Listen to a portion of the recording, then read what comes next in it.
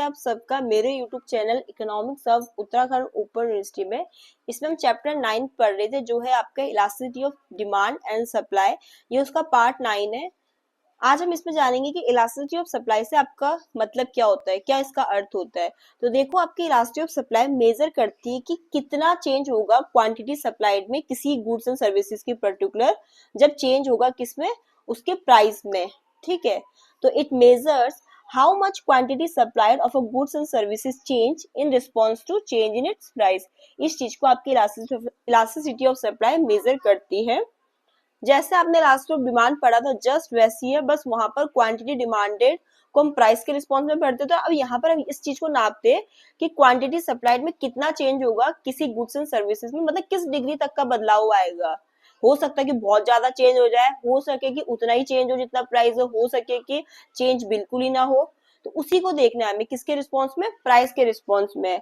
Formula आपका इसका है percentage change in quantity supplied upon percentage change in price.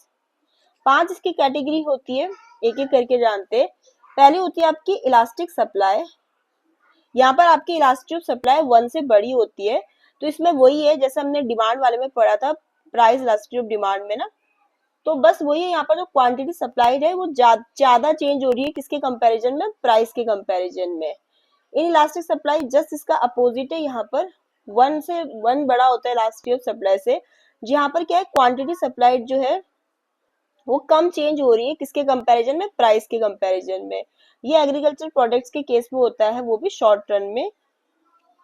आपका अगर हम यूनिटरी इलास्टिक की बात करें तो यहाँ पर हमारी इलास्टिसिटी ऑफ सप्लाई 1 के इक्वल होती है। यहाँ पर जो क्वांटिटी सप्लाइड है वो एग्जैक्ट उतना ही चेंज हुआ जितना प्राइस हुआ। तो quantity supplied changes exactly as the price. ये मैन्युफैक्चर्ड गुड्स के केस में होता है।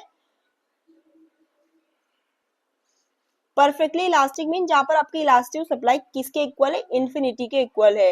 एक छोटा सा चेंज अगर प्राइस में हो रहा है तो जो सप्लाई कर रहे हैं हम किसी प्रोडक्ट की, उसमें कितना चेंज होगा, उसमें इन्फिनिटी जैसे बराबर चेंज हो गया।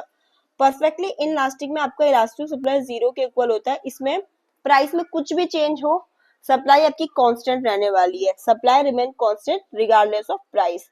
तो ये आपकी 5 कैटेगरी है किसकी, इलास्टिसिटी ऑफ सप्लाई के।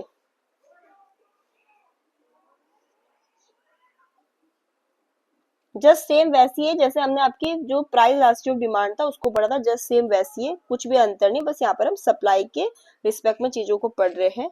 तो जहां पर आपका इलास्टिक सप्लाई की बात करें, जहां पर आपकी इलास्टिक सप्लाई ग्रेटर देन 1 है, तो इलास्टिक सप्लाई की अगर बात करें तो यहाँ पर क्या होता है, a percentage change in price leads to greater percentage change in quantity supplied. जैसे आपके जो मास प्रोड्यूस्ड होता है कंज्यूमर गुड्स का, वो इसका एग्जांपल हो सकता है। मास प्रोड्यूस्ड कंज्यूमर गुड्स, यहाँ पर क्या हो रहा है, एक percentage change in price leads to and greater percentage change in quantity supplied. मतलब कि जो क्वांटिटी सप्लाइड है उसमें ज्यादा चेंज आ रहा है किसके कंपैरिजन में, प्राइस के कंपैरिजन में, तो उसे कहते हैं elastic supply. Inelastic supply just इसका अपोजिट है। इसमें क्या हो रहा है, a percentage change in price leads to a smaller percentage change in quantity supplied. Agriculture products का उदाहरण हो गया शॉर्ट रन में। ठीक है, इसका एग्जांपल में है agriculture products in the short run. अब यूनिटरी इलास्टिक जहां पर आपकी इलास्टिक सप्लाई 1 के इक्वल है, इसका एग्जांपल हो गया मैन्युफैक्चर्ड गुड्स जिनके प्रोडक्शन को हम इजीली एडजस्टेड कर सकते हैं। तो यहाँ पर क्या हो रहा है, a percentage change in price leads to an equal percentage change in quantity supplied.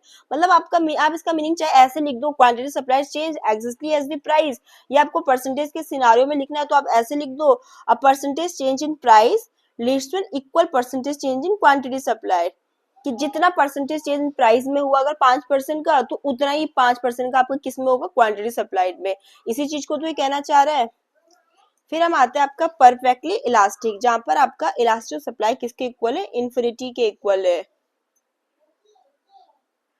तो परफेक्टली इलास्टिक के केस में क्या होता है कि जो सप्लाई ऑफ गुड्स होती है वो अनलिमिटेड रहती है एक सर्टेन प्राइस लेवल तक, तो बट वो सप्लाई एकदम से 0 हो जाएगी अगर प्राइस फॉल होगा उस लेवल के नीचे, मतलब हमने कहा ना कि एक सर्टेन प्राइस लेवल तक तो जो सप्लायर है वो क्वांटिटी कैसे सप्लाई करता है, अनलिमिटेड। बट जैसे ही उस लेवल से वो प्राइस गिरेगा तो आपकी जो सप्लाई है वो क्या होगी, जीरो पे आ जाएगी।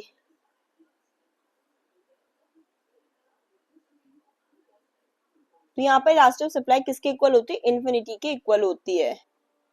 तो देखो जो आपके परफेक्टली इलास्टिक का कंसेप्ट है, ये एक आइडल कंसेप्ट है जो रियली आपको रियल लाइफ में देखने को मिलेगा मार्केट में ना, बट इसे इकोनॉमिक थ्योरी में हम यूज करते हैं एनालिसिस के लिए। किसको, आपके परफेक्टली इलास्टिक को।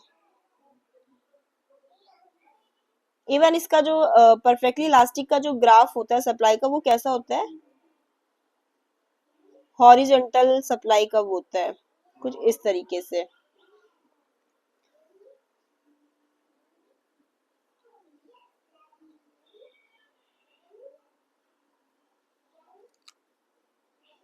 और आपका जो परफेक्टली इन सप्लाई का जो सप्लाई का होता है वो आपका वर्टिकल होता है, ऐसे करके सीधा लाइन ना, जो मतलब आपका इस तरीके से पैरेलल किसके होगा, वो वाई एक्सिस के। इसका सप्लाई का एक वर्टिकल लाइन होता है परफेक्टली इनलास्टिक का। क्योंकि इसमें क्या होता है कि क्वांटिटी सप्लाई आपकी कांस्टेंट रहेगी रिगार्डलेस ऑफ प्राइस चेंज।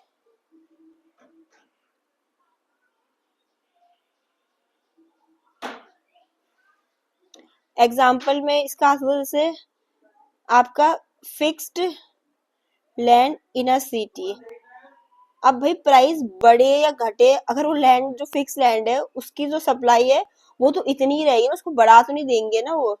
या कोई यूनिक आर्ट वर्क है, ठीक है, कोई यूनिक आर्ट वर्क है, ठीक है,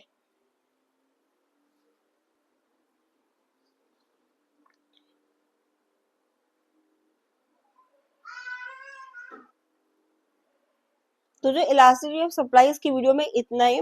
इसमें हमने जाना कि इलास्टिसिटी सप्लाई का मीनिंग क्या है और कौन से 5 उसकी कैटेगरी होती है, ठीक है, जहां पर हमने जाना भी कौन कौन सी उसकी कैटेगरी होती है।